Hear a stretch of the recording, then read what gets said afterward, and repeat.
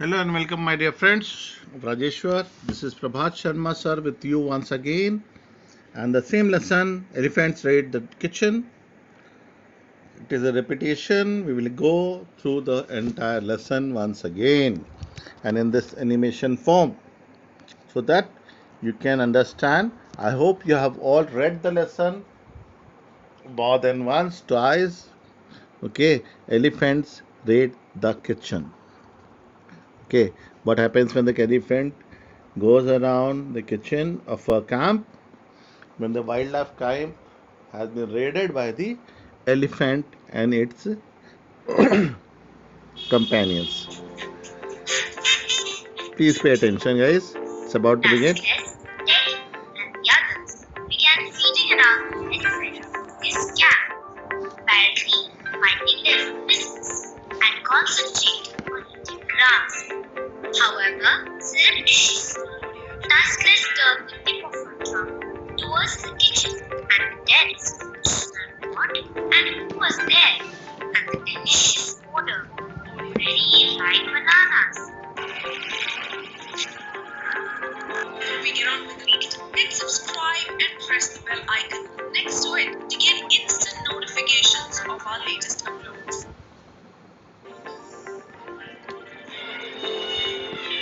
Taskless liked the smell immediately.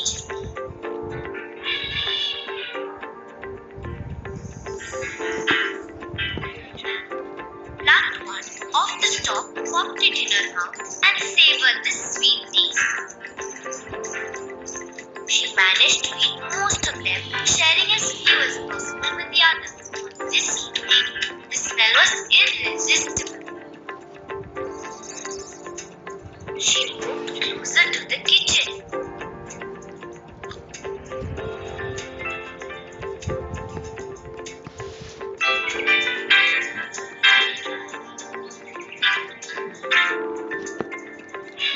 She could smell other things as well: pineapples, oranges, and various vegetables.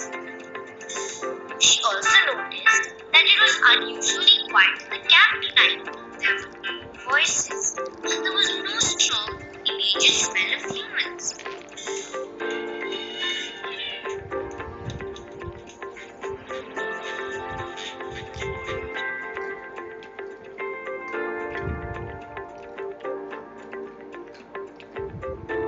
She stopped feeding and rumbled gently.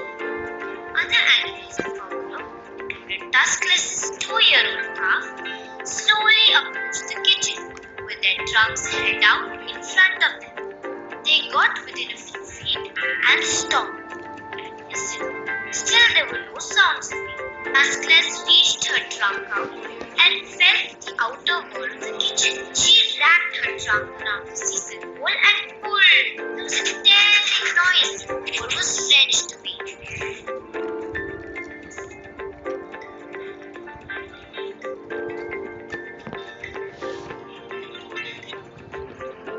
No one came out of a tent to chase them. The others moved forward and also started pulling on the poles and the wire.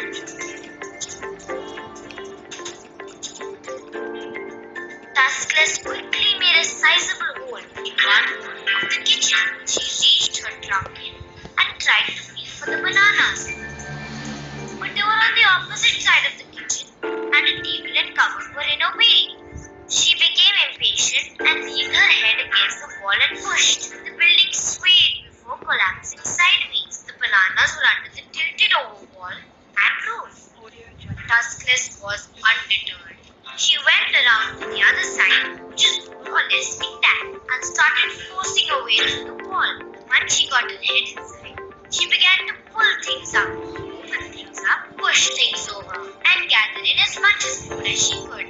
The bananas went first, of course, closely followed by the pineapples, oranges, mangoes, and papayas.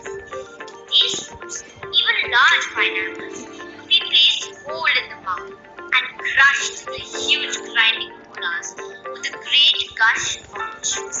Most of the fruits and vegetables were stored in tin trunks. This was no problem to an elephant. The tin trunk was lifted and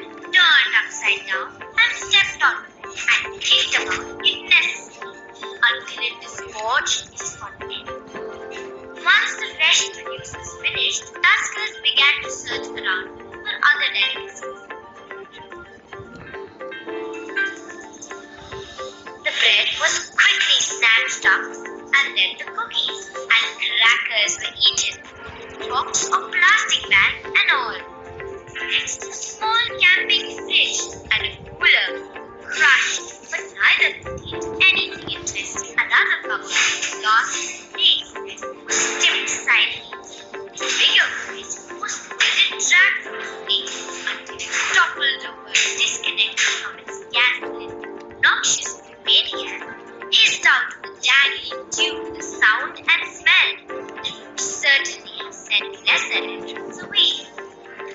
Just as Tuskles and Teddy were tackling the third cupboard with the jams and spices in it, they heard the engine of a car coming in their direction. A few minutes later, the headlights swept around the clump of palm trees at the clearing entrance and shot brightly at the fine elephants standing in, on, and around the totally destroyed kitchen. The car hesitated for only a moment, and then the engine roared and the car headed for them. Each elephant grabbed the last trunkful and started backing or turning away, reluctantly abandoning the banquet. Tuskles left, carrying a box of spaghetti in her trunk while chewing on a paper bag full of half a pound of garlic. I can still close my eyes and vividly see that disaster scene as I drove around the corner to the camp and our lights shone on what had been the kitchen. As soon as the elephants left, I quickly got off the landroom and crawled into the kitchen because I could hear and smell gas escaping. I found the gas cylinder and removed the regulator to close off the valve. I thought later how horrible it would have been if a spark had set off the gas while the elephants were there. The rickety, dry kitchen would have gone up in flames in seconds. As angry as I was at Tuskles and her gang, I did not want them to get killed or wounded. And in any case, I mostly blamed myself for what had happened that night. Masako, my cooking camp worker, went away on 5 days leave. On the day he left, Phyllis came back from a trip to Nairobi with a huge load of groceries, meat, and fresh fruit and vegetables, including some overripe bananas with which she was going to make banana bread. The next day, the cars arrived with yet another huge load of food. Since it was their first night there and the cook was away, they invited us to have dinner at one of the lodges. We gladly accepted. These circumstances had conspired to lead Tuskles to our kitchen. Previously, we had left the camp unattended on many occasions. Elephants had broken into the kitchen 2 years before, where no one had been in the camp. It may or may not have been Tuskles. There were also a few males around who raided camps then. After that, we carefully put food away and closed all the trunks to reduce the tempting odors. And we had not been raided again. On this evening, we put away as much food as we could. But there was so much that we could barely close the trunks. We even locked some food in the Toyota so that it could not be left exposed in the kitchen. In the early evening, we had seen Tuskles heading in our general direction. We should have known better. By the later half of 1978, Tuskles had become very, very mad about raiding camps. She and her group sometimes raided as many as 3 or 4 camps a day, both at night and in the daytime. She checked out our camp almost daily. When she got too interested in the kitchen, she was chased away by Masako. He usually just had to come out of his den, and she and the others walked nonchalantly feeding, as if he had never even noticed the kitchen. Camp. We thought we had arrived at some sort of understanding, taskless, but obviously hadn't. She was just waiting for her chance. इस channel को like कीजिए, subscribe कीजिए और सबको इसके बारे में बताइए.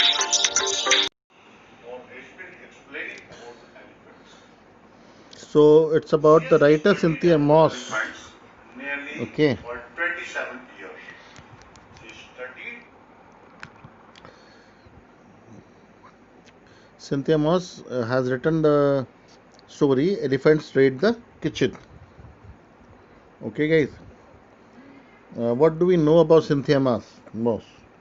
She was born in the year 1940 and is a conservationist. Conservation मतलब environmental conservation जो करते हैं ना वो वाइल्ड लाइफ प्रोटेक्शन, समझे जी. So she is a conservationist, wild life researcher and a writer. whom? Cynthia Moss, who is the writer of the story. She studied the elephants in Kenya National Park for over 27 years. उसके elephants के ऊपर बहुत deep study है. किसकी?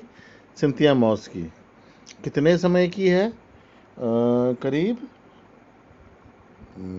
27 years.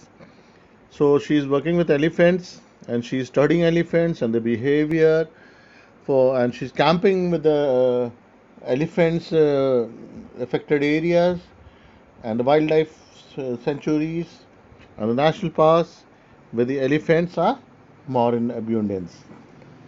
So her long-term research has revealed much of what we know about this complex and intelligent elements. पता है इसका दिमाग बहुत तेज होता है एलिफेंट्स का. So it's a very complex animal, but जैसे उस साइज का बड़ा होता है उसका दिमाग भी बड़ा होता है. It's very very very intelligent animal. हम इसके बारे में और बाद में बताएंगे. Okay guys, this is all for today. Thank you and goodbye. Good luck. Take care of yourself.